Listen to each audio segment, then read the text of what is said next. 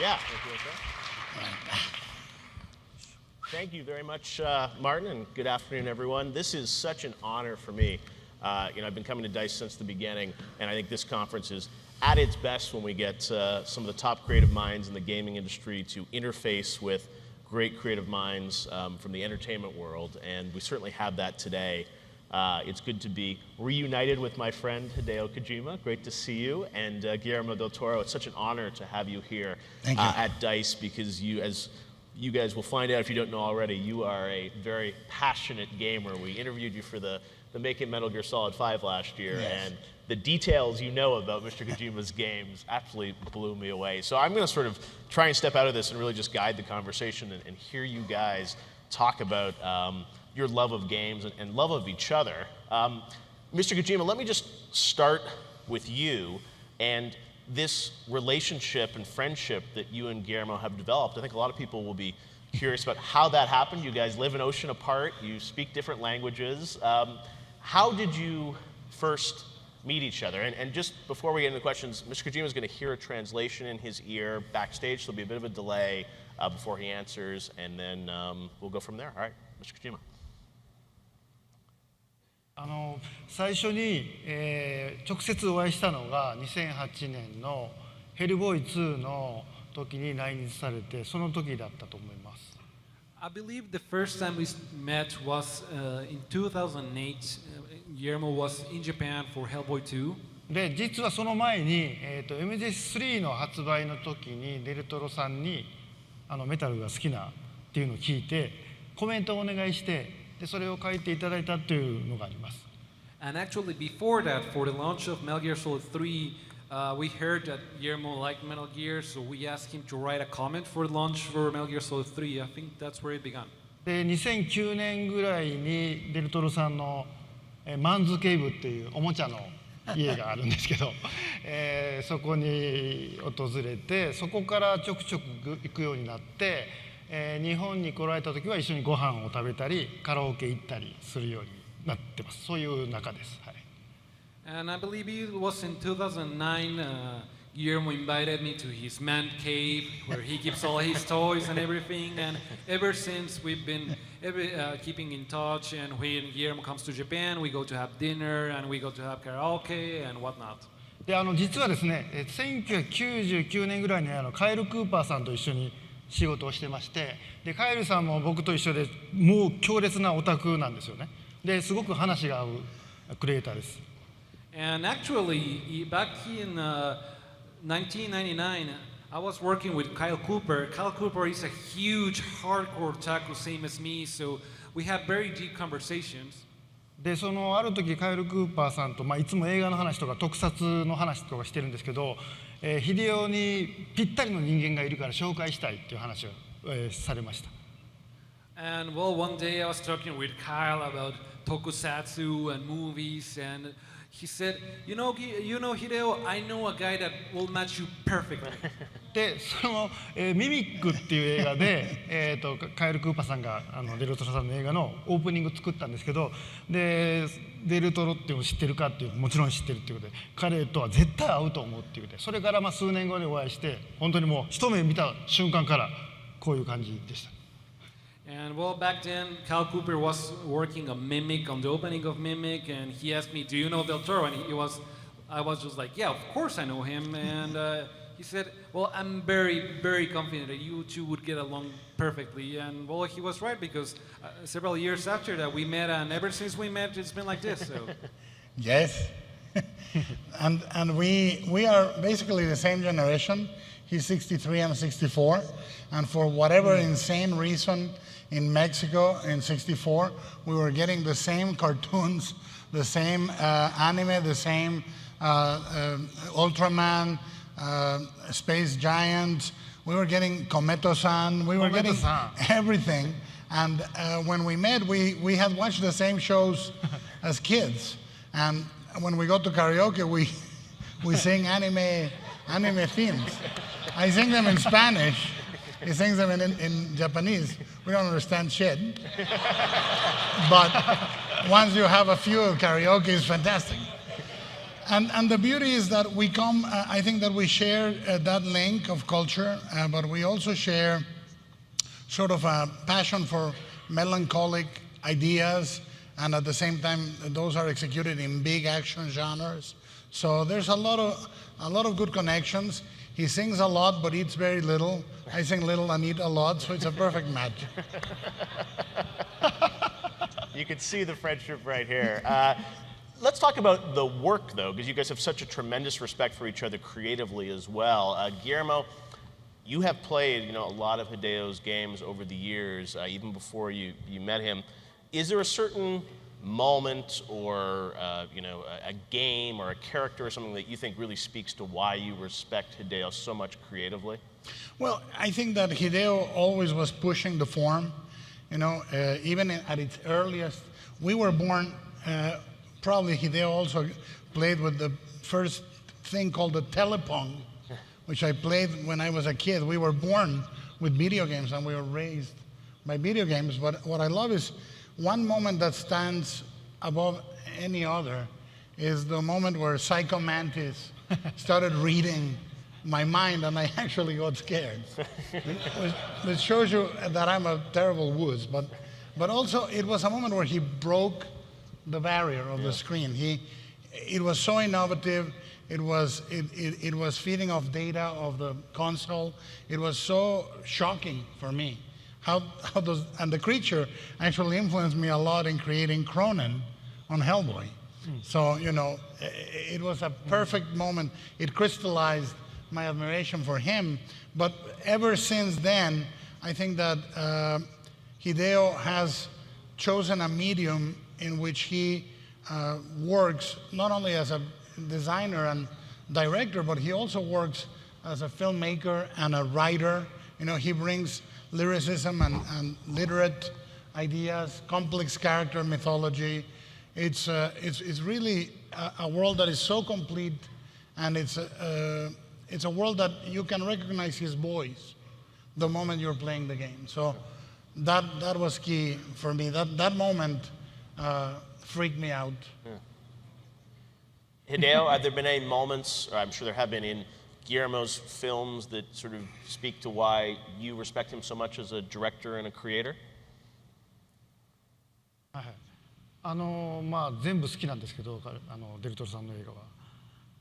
I like all Guillermo's movies. 3つ選ぶ。Not mimic. Come on. デビルスバックボーンとパンスラビリンスとヘルボーイが特に好きなんですけどね。I especially like Devil's Backbone, Pan's Labyrinth, and Hellboy. 毎回びっくりさせられるんですけど、一番びっくりしたのは、And every time I'm surprised, but the one time that I was especially surprised, パンスラビリンスの in Pan's Labyrinth, もうこれはね、すごいです。 this was impressive. キャラクターがいて、それでも十分おぞましいんですけど、これをすることで別のキャラクターになって、なおかつキュートだったっていうか。There was a character, and on its own self, it was very scary. It was a complete character, but with this element, it became even more scary, and at the same time, it became kind of cute. でデビルスバックボーンの、少年の幽霊がいるんですけど、水で溺れた。それが非常に怖くて悲しくて優しくて、美しいというか、そういう感覚のホラーというか、その映画は今までなかったと思うんで、そこがデルトロさんの、作品の魅力だと思いますよね。And also in the Devil's Backbone, there's this ghost of this kid that gets drawn, and this ghost is scary and sad and tender and in a way beautiful all at the same time. And there was not a movie like this before.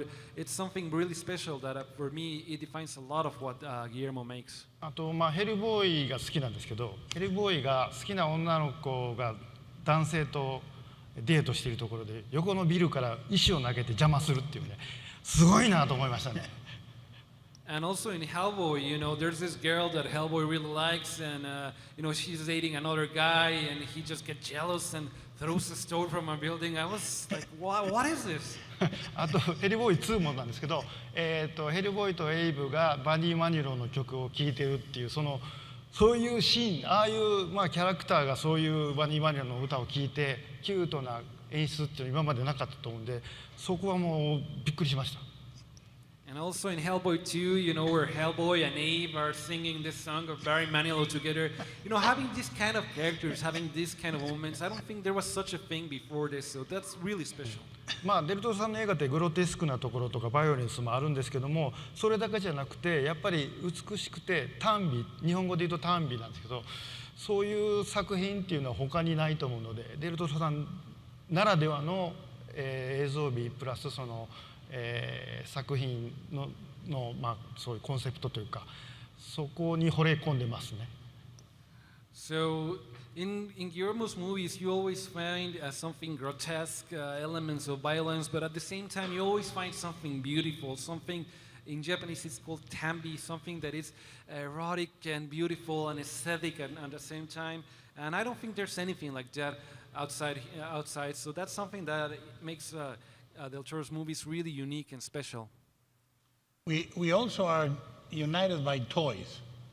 Because he has toys that I want very much, and it's a friendship of convenience, because we give each other toys in exchange every visit, and when we're in Japan, you know, it's good to see his collection and know that you know, I have something to look forward to that I don't have, you know. Prized collections. 僕も一つマンズ警部行くとどうしても欲しいレプリカがあるんですよ。デルトロさんがその映画の撮影のレプリカというか、その撮影に使ってたやつをお持ちなんですけど、2001年の春と、サンゲリアのスタチューなんです。これゾンビ2のスタチューなんですけど、それをいずれいただこうと思ってます。 I also have to add, I think this is a good moment. Every time I go to your man cave, you have the replicas. So Guillermo has to give some context. All these replicas used in his movies from the sets. And you have that figure of Sangeria from Zombie 2. I will someday put my hands on that one. One day, when I die. Speak it out. You guys clearly have a great friendship or relationship. This is a games conference, and one of the things, Guillermo, I think we're so honored to have you here to speak about, you know, how Hollywood looks at the games industry as well. And there's this interesting, you know, I always find interesting that a lot of, you know, big-name film directors have such a respect for gaming. And J.J. Abrams has been here. You know, we know Steven Spielberg, other folks play games. You certainly love and play games. When you look at the gaming medium, and certainly Hideo's work you're a fan of, but you're also a fan of a lot of video games, where do you see gaming sitting on sort of the artistic spectrum compared to the film industry today? Well, I mean, I think we all belong in industries where it's a marriage of creation and financial. And in that, it's very restrictive. They are very similarly restrictive now, I think.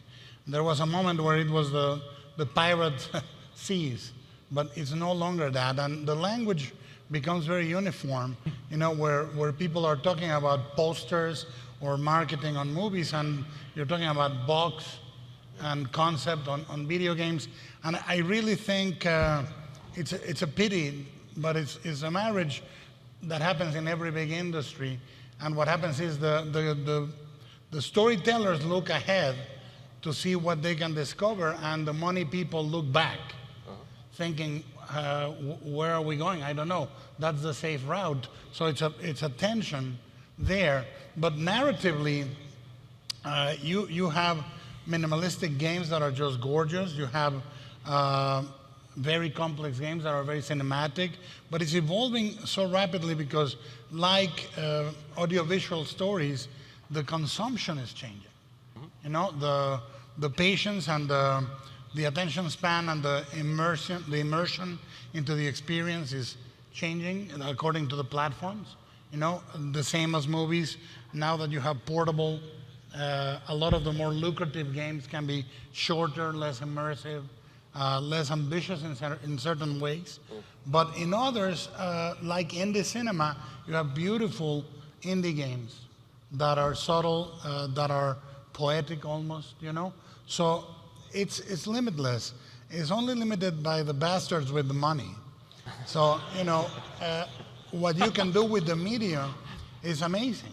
And I think that as the tools become more democratic and more available, games are going to be coming out without the need for huge budgets like indie movies are. But I think that we are rapidly approaching, and I've said this for the last 5 years or 6 years, the mono-platform world, where you have your movies, your games, your information, your internet, completely interactive.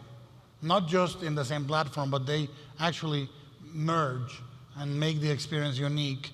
Obviously, Hideo, one of my biggest admirations for Hideo is how he's ahead of the curve and he's thinking about next console, next technology, consumption, the way it's being done, and how to adapt.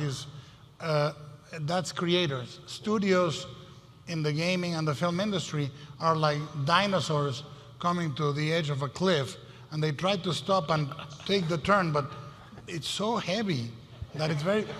Hopefully we'll go. But you know, the thing is, creators help maneuver and change the direction. So it's a very good moment to be creative and independent. No, even when you guys collaborated on PT, where you had that demo, it was so cool. People were solving puzzles online. That was sort of, to me, was a great example of what you could do with Twitch and some of these streaming platforms. And it was, you were already pushing the medium in new directions with that, Hideo. Let me ask you, Hideo, from your perspective, I mean, we know that you're a huge admirer of film. And I think a lot of people wondered, hey, would you go off and do film after the last game, not go back into games? What do you respect about the film industry so much, Hideo, that you can't accomplish in games right now? Is there something that you think films can do better than games?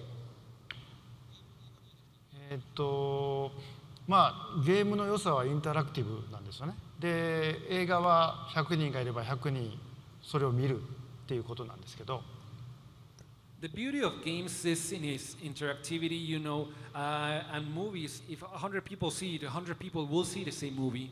逆に言うとゲームはインタラクティブだからこそ伝えられない、伝えにくいことがあります。And that, in other words, means that games, because they're interactive, there are things that are really hard to convey through because of this interactivity. もうプレイヤーがしたくない行動とか行きたくないところ、なりたくないものにはなれないので、そこが映画とゲームの違うところですね。So whenever you cannot force the player to do things he or she doesn't want to do, you cannot take the player where he or she want to go, or you can't force them to be something they don't want to be. So that's the biggest difference, I believe, between games and movies. あるいは自分の専門以外のこと、例えば医者の手術をするとか、法廷で弁護士となって戦うとかっていうことは一般の人にはできないので、それはやっぱり映画の方が今のところは有利ですね。Another example would be, for example, let's say when a doctor has very specific surgery, or you have to fight a case in court. Well, you know, you need very specific knowledge for that. So that's something that is better, I believe, better portrayed through movies than through games as of now. 例えば「エイリアン2」の最後の方でリプリーがいて、ニュートがマザーエイリアンの巣のところに行ってしまって助けに行かないといけないシーンがあったと思うんですけど。So, for example, in Alien 2, towards the ending, you know, there's a scene where the character has to go to the mother alien, towards the mother alien there. で自分が例えばプレイヤーだとそんなとこは絶対怖くて行かないんで行かないはずなんですよ。But in a game, you know, the player wouldn't ever go there towards the mother alien at that point. でも映画はリプリーと一緒に行きたくない見たくないけど一緒に行って、ミュートを助けて、そこで初めて母性っていう感情を一緒に共有するっていう、そこが映画のいいところで、ゲームはやっぱりそこまで本当に怖がらせるともう腰を抜かして前に進まなくなるんで、そこが今のところの、課題ではあります、ゲームのね。But in a movie, because it is a movie, as an spectator, you know, you're forced to follow replay to save this character, to fight, to go towards mother alien, and at that point have this feeling of as a mother. And if you do this in a game, you know, the player just won't go in there. You cannot force the player to go in there. So I believe that's one barrier, one thing that movies can do that games can't. Guillermo, do you think, have games made you a better filmmaker or storyteller? Well, they have certainly influenced me a lot. I mean, when I see an action sequence on Hideo's game, or when I get lost in the soundscape or the color of BioShock, of course I try to. You can see the saturation of my color and the very free way I use color palette. Concretely, for example, on Pacific Rim, very much so. I use very saturated colors. I try to not light realistically. I use, but they've influenced me as much as Mario Bava and Italian horror cinema or Hammer or many, many other things. What is great is that they are part of the conversation as a creator. There are games that have made me cry. Others have made me be afraid. Others have literally made me throw the controller and say, I'm gonna go eat and I'll come back later, because I get so nervous or so excited. So they are part of my feedback, emotionally and artistically, as important for me as any other platform or any other medium. The important thing for me is that it needs to be that we still talk about games and movies both as entertainment products and art, because they are both. A film as an entertainment piece doesn't need to be analyzed or contextualized. You see it, you experience it, you leave it behind. But as a piece of art, it's worth analyzing and revisiting.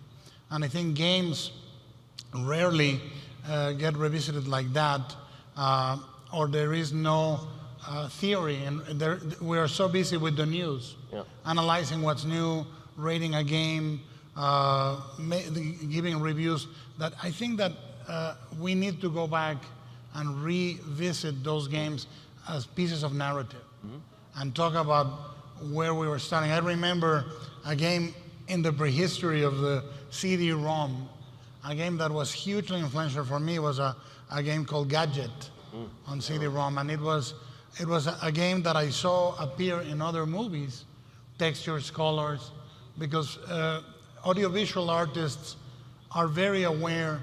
We are like magpies, we see the world, we collect shiny things, we bring them to the nest, and we arrange them in different ways, but we are feeding off each other. So games as a narrative form, I think it's time right now, it's a good point of inflection to reflect on them as a narrative piece of art. Great point. It's also sometimes challenging because technologically you can't always go back and play the old games, or they're not backwards compatible, things like that. Well, I keep all the consoles, man. I can. That's because you have the man cave. That's right. Yes, the man cave allows that. Yes. Hideo, you have obviously gone through quite a career transition, we can say, over the past year. And I think everyone's, wondered, that's a point of inflection for you, like Guillermo was saying. You could have decided to go off and do something completely different, go make a film. You could have gone off to do comics, but you've decided to go off and make another big game, partnering with PlayStation, start again, build it, you have to figure out what engine you're doing, what the game's gonna be, build a team. It's a huge, ambitious thing. And I wanted to ask you, why did you make the decision to go right back into making another big video game? Because you could have done, this was the point where you could have gone off and made a film. 30年間ゲームを作ってきたんですけども、最初は1年間ぐらいインディーズのゲームとか小さな映画とかあるいは小説を書いたりしようかなと思った時期もありました。Well, I've been making games for 30 years, so at first I thought, well, I'm gonna take 1 year to make a small indie game or a small movie or write a novel or something. 世界中の友人とか知人に会っていろいろ話をしているうちにですね、皆さん同じことを言われるんですよ。ヒデオは世界中にファンがいて期待をして待っている新作を待っている人たちがいるんで、そんなことをしている時間はないと。今すぐにでも大きなゲームを作って皆さんを喜ばせるべきだというふうにもうほとんど皆さんに言われて、でまあなるほどということで、そういうことで、まあ、今回、まあ、もう一度でかいあっと驚かせるようなものを作ろうということで今スタジオを立ち上げたということになります。But then I talked with friends and acquaintances from all over the world, and pretty much everyone said the same thing. You know, everyone told me, you have fans all over the world. There are a lot of people expecting to see the next big thing from you. So I'm sorry, but you don't have time for that. You know, you have to go back and just already start working on something big, because that's what people expect from you. And, you know, I thought, well, they have a point, because pretty much everyone told me the same. So, well, I changed my mind and start putting a team together and start putting a studio together, which is what I'm doing right now. What advice would you give him, I we exchange emails. Some of them cannot be quoted. But what I said to Hideo is, you know, he's a creative powerhouse, right? And that, you know, he would go through the tough transition and come out, I think, a better artist. Yeah, what did you make of, I mean, what he went through last year? I mean, it was such a, you know, I was with him in Japan, and I mean, there were times where, I mean, people I don't think realize the conditions under which Metal Gear Solid 5 was made. I mean, with him, you know, in an isolated room from his team finishing this game, and it still is, you know, up for Game of the Year and one of the most acclaimed games of last year. I mean, you've been through creative struggles, working on films and other things. Yeah. But I mean, what was your take on that from an outsider's perspective? Well, you know, you never know. Sometimes hard experiences produce great work. Yeah. Sometimes hard experiences don't produce great work. But the only thing that we can do is go through the hardship. You cannot give up, you know. Yeah. And you just hope that he stays the course. It gets really, really difficult at times. You know, he talks about Pan's Labyrinth being a film that he loves. It was, other than Mimic, it was the toughest movie I've ever done. Really, everything that could go wrong kind of went wrong. And at the end of it, I was 100 pounds lighter, not anymore. And I was like sleeping 2-3 hours a day, not anymore. But it proved to be worth it, you know. Right. So we all have these clashes. That's, I mean, part of what I'm sure you told him last year was to inspire him to keep going, right? Yes. Yes, we, in so many words that cannot be quoted, that include the word fuck, yeah, and so forth. And others. さっき楽屋でもその言葉を聞きました。Yeah, I just heard those words in the backstage. Well, one thing we should talk about, Guillermo, since we're here at a games conference, and you know, over the years you have certainly toyed with the idea of making games. I remember back when you were working with... The idea toyed with me. That's true. Well, you had Danny Bilson you were working with on Insane, I remember, and then Hideo, and you obviously had PT or Silent Hills, which everyone was very excited about happening. And you have sort of, you know, said, I think, previously that you're sort of done with games. Now you had so many hard Well, except with this man. Exactly. All right. I'll do whatever the fuck he wants. Okay. Would you like him to do anything, Hideo? Yeah. Yeah. No, look, I'm like the albatross. I go to THQ, they fucking break, they go broke. I go with Kojima, you know what happened. Next game we're gonna do, his fucking teeth are gonna fall out. You know, we do something together. He's gonna be urinating and he's gonna hear something drop in the toilet. I don't know. I mean, I'll do it, but you know, I'm 52 and many pounds over, and the only thing I'm interested in are things that motivate me.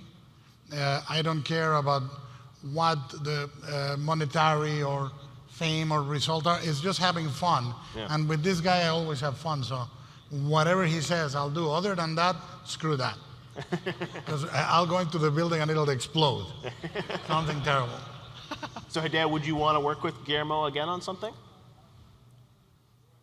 それはもちろんですよ。Of course, I'd love to. もうすごく減量できるような辛いまあ、ゲーム作りを一緒にゲーム作りとまあ映画が分かりませんけど、まあ何でもいいですから。He said yes.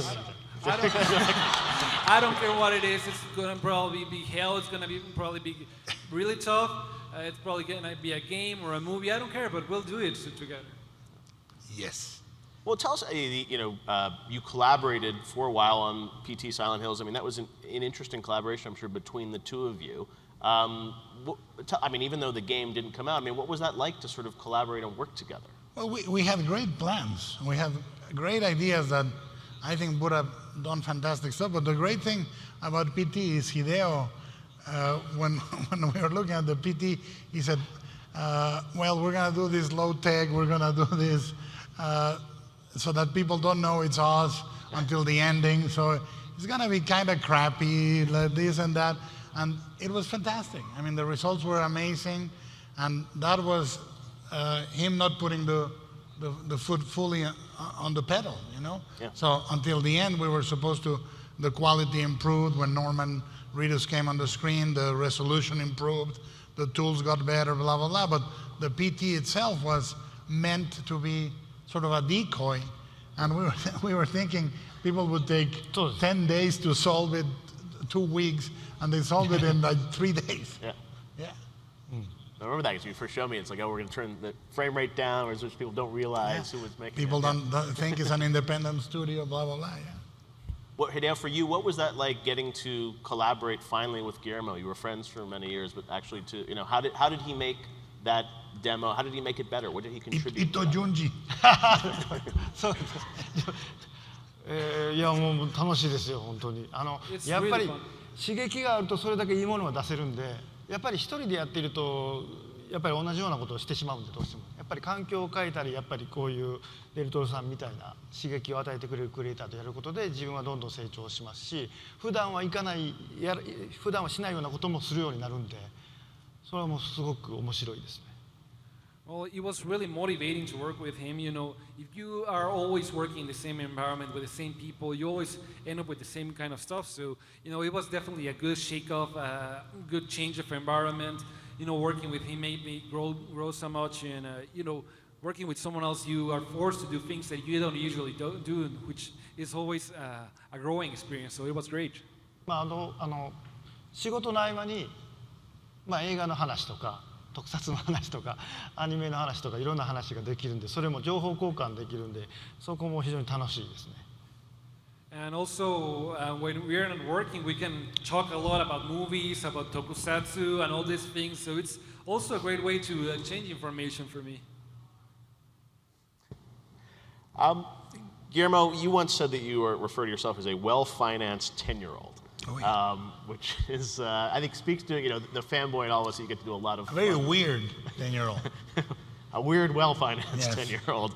How do you go about, picking the projects that you want to take on now? I think a lot of, talented creative people that have name brands like you and Hideo, have tons of things that you could do. As you said, you have to pick and choose.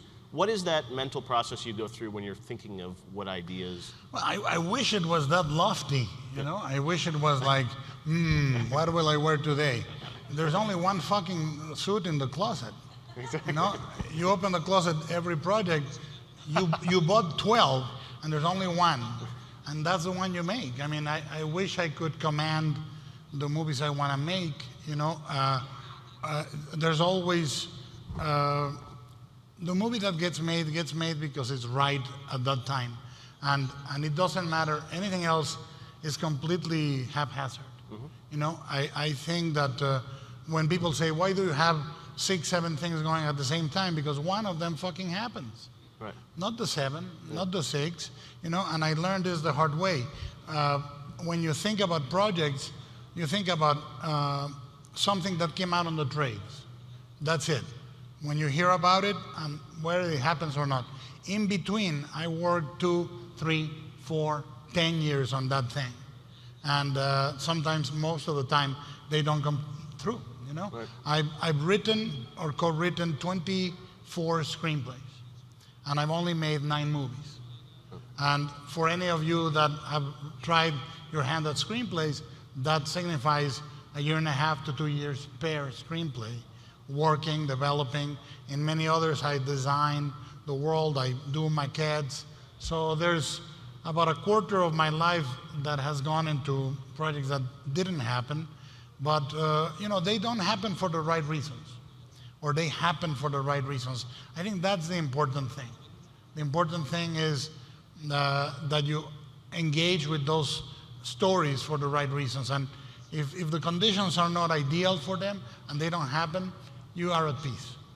But now and then one comes that doesn't happen and completely chews your fucking heart and spits it out, and then you have to pick up yourself and keep going. That has happened also a few times. Hideo, for you now that you have new Kojima productions, how much freedom do you feel? I mean, you know, the movie industry is a little bit different, I think, in games, and you know, most of your projects, when you think them up, I think hopefully they come to fruition. But how much freedom do you feel in this new structure that you're going to be able to design your own world, your own game, or how much of the pressures of business do you feel that Guillermo talks about in the Hollywood system? Do you still feel when you're thinking of your new game? 非常に自由ですよ今は。I feel extremely free right now. なんですけど、すごく小さなチームで大きなゲーム、とんがったゲームを作ろうとしています。But I'm trying to make a big, very edgy game with an extremely small team. ソニーさんと最初プロジェクトをやるんですけど、なので、作りたいものを作りながらもユーザーの皆さんに満足してもらいつつ儲からないといけない、そこのプレッシャーはあります。And you know, for my first project, I'm working with Sony, so I have to do something where I'm doing exactly what I want to do, while at the same time it's something that satisfies the fans out there, and at the same time it sells. So yeah, I have to be careful with this. ただヒットさせるために自分の作りたいものを曲げたりっていうのは絶対しないですね。だから自分の作りたいものを皆さんに遊んでいただきたいものを作りつつそれをヒットさせる仕組みというか仕掛けを考えながらやろうと思っています。そういう意味では自由ですね。But I have no intentions of ever changing anything I do in order for it to be a hit, to sell more. That's something I wouldn't ever want to do and I'm not going to do. So I have to create something that I want to play, something that I want people to play, and within that, figure out ways that it will be appealing to the market, that it will be a successful game. But I can't make those adjustments. I choose them. So in that regard, I feel extremely free. Do you think game creators have more freedom right now than film directors? I don't know. I mean, I think that there's only one freedom you have, and to say, screw this. I'm not doing it, you know, or I'm doing it and committing yourself. I mean, I think that other than that, you have the freedom to be ambitious. That's extremely important. I think that it's rather, if you are ambitious and you don't fully succeed, there are still going to be parts of your work that are pushing or that are beautiful like nothing before, you know? And I think that ambition is vital, and that's the freedom we have. You know, I think that if they give you a $2 million budget, you can dream of making the movie look like $20 million. If they give you 30, you can dream of making it look like 70. But not only on the budget, also in tackling things that no one else is tackling. I always engage, Hideo was quoting some moments from the movies, I always engage with the most strange impulses. I'm going to do a big action movie, but yes, they're going to have a beer and sing Barry Manilow. I'm gonna have a giant robot versus a giant kaiju movie where the heroes are not a single race and a single gender, that are, you know, the impulses are never quite the same. Or I tackle the most popular genre in the world, gothic romance. You know, I'm kind of crazy that way. I just follow my impulses, and that's the freedom that you need to have. All the other freedoms are conditional. You can fight for them, they can give them to you, they can take them away, but the one to be ambitious, that's, you should never self-censor yourself. I think success, I've said it many times, is fucking up in your own terms. So I'm very successful, I guess. You guys are also, you know, pretty voracious consumers of, you know, content, and as you know, your man cave or watching a movie, but all whatever you indulge with. I wanted to ask you, like, I think one of the things creative people always face a challenge with is sort of balancing sort of consuming media versus actually, creating things, right? And I mean, you guys watch tons of films, comics, games, but you also spend a lot of time writing screenplays, things like that. How do you balance that time, your sort of creative time versus your consumption time? Hideo? その24時間しかないんですよね。I mean, 1日。you only have 24 hours in one で day. 世の中のテクノロジーが進化したり、不老不死になろうがどうしようが1日に24時間っていうのは変わらないんですよ。And no matter how much the technology advances, no matter if I all of a sudden became immortal, we still only have 24 hours in one day. なんでその24時間の使い方が一番重要になってきます。So the most important thing becomes how to use those 24 hours. で忙しいので24時間例えば睡眠時間を置いといて、その睡眠時間の他を全部ものづくりに入れていいものができるかというとそうではないです。So, and when you get really busy, putting aside the time when you're sleeping, if you put aside that time, then can you be focused all the rest of the time in creative endeavors? And the answer is no, you can't. いろんな映画を見たり本を読んだり人と会ったり家族と過ごしたりすることのインプットがあって初めてアウトプットが出てくるんで、その刺激がなくなった時にやっぱりものづくりは停止してしまうと思うので、なるべく中に入れ込みながら、時間のバランスを取るようには心がけています。なので睡眠時間が一番削られるんですけど。You need time to watch movies, time to do what you want to do, time to be with your family, time to have all those inputs, and with those inputs, then you have time to put on your output. So that is the balance you have to take. You have to put things that you consume, that you put in order to be able to have an output. If you don't have any motivation, anything to put outside, then there's nothing creative. So in the end, what ends up being eaten is the time that you sleep. True. I think that you have to be incessantly curious, but also I think that we could dedicate all our day, all our life to consuming culture, and we would still have a huge blind side, to culture from the past, to what's happening right now. You have to be selective on what you're watching, and you have to be decisive about your blind side. There are certain movies or certain type of movies that don't call you and you don't go, But when you go, what I try to be is a very conscientious audience. I try to watch the things I love or read the things I love or experience the things I love with my complete being part of that experience. When I watch a movie, I am evaluating many things at the same time, but the main link is emotion. So sometimes you find inspiration in art where you least expect it, in a set, on an opera, on a corner of a frame on a comic book, on a moment on a video game, but you also find it in life. And I think that we are coming to a point in which we gotta be careful to have our virtual life and our real life, which is becoming more and more precious. And I think that you also have to make time for that. You have to make time to sit down and just talk about nonsense for 20 minutes with someone you love, So I think it's a difficult balance. I don't think anyone has it, or anyone has ever had it, So it's part of being human. Well, before we wrap up here, you talk about inspirations. I mean, are there any games or films or anything else that you guys have really been inspired by recently that you would tell people here that they should go out and check out? Could be something recent or anything. Dan, any games, films recently have spoke to you? 今年2ヶ月経ちましたけど、面白かった映画「サン・オブ・サウル」ハンガリーの映画です。Well, this year it's only been 2 months, but a movie I really liked is the Hungarian movie Son of Saul. カメラがですね、このぐらい寄ってるんですよ。常に主人公に。The camera is really close constantly to the main character.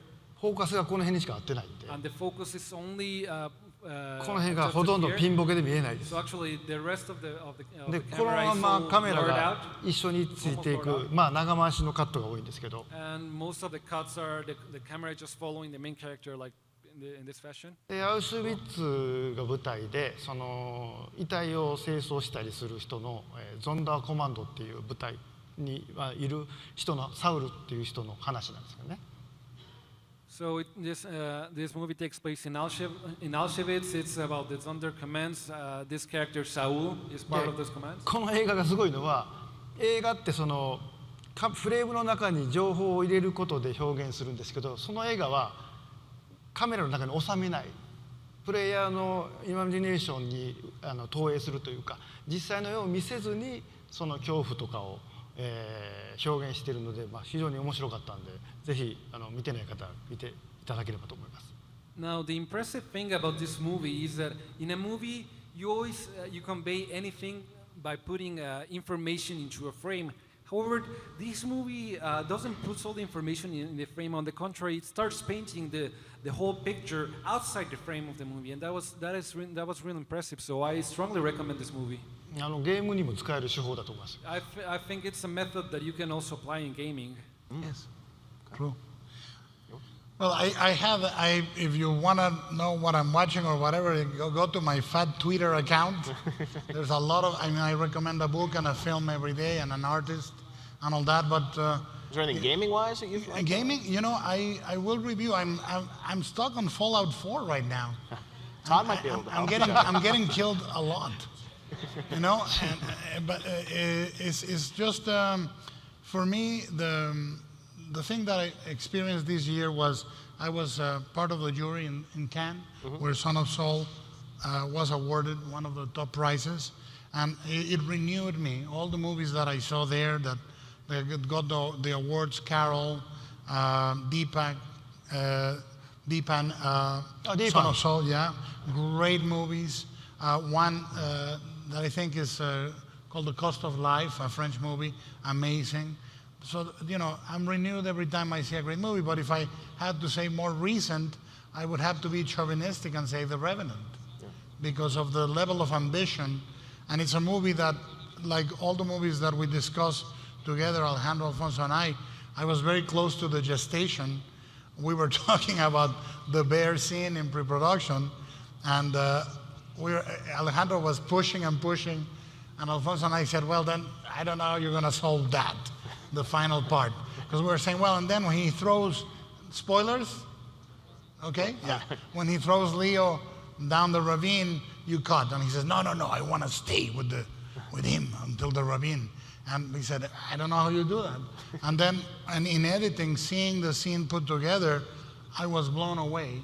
And then I saw the movie in editing many, many times, and yet with Ryuichi Sakamoto's score and all the sound design, when I finally saw it finished, it still blew me away again. And I'm amazed at a movie that is ambitious at a cinematic level like that. So that I found extremely life-affirming. Fantastic. Well, guys, thank you so much for taking the time to talk with us today. Guillermo, thank you so much for coming out today to be a part of this. And Hideo, thank you so much for all that you've done. It's great to have you here live with us. We missed you in December, and it's so good to hear that you're on a path to being creative, and we can't wait to see what's next from both of you. Gracias. Thank you very much. Guillermo and Hideo Kojima. Thank you, guys. Thank you.